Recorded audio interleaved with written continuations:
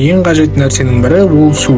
Біз оны ішеміз, онымен тамақ істейміз, ваннада жуынамыз және киім жуып үй тазалаймыз. Бір күнде біз судың қанша мөлшерін жұмсайтынымызды ойлап та көрмедік. Қарапайым су ағызатын шүмек 1 минутта 15 литр суды ағызады.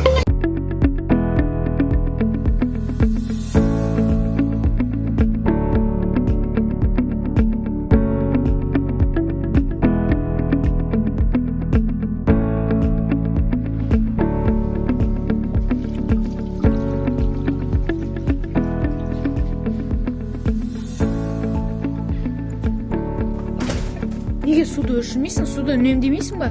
Сен білесің бе, Бижан? Бір күнде адам орта есеппен 250 литрден көп су кетіреді. Ал сен суды үнемдеген жоқсың. Суды үнемдеу керек.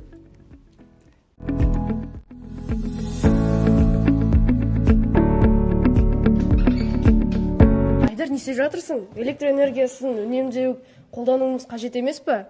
Кешір екінші қайталанбайды. Су тіршілік көзі болып табылады. Сол себептен біз оны үнемдеп қолдануымыз керек. Және қолданыста біз оны экологияға кері әсер тигізбейтіндей қылып қолдануымыз керек. Тоқ көзі ол бізде адамзаттың жарқын болашаққа қадам басуына өзінің пайдасын тигізеді, және де біз ол тоқты үнемдеп пайдалануымыз керек, өйткені тоқ бізде оңайшылықпен өндірілмейді.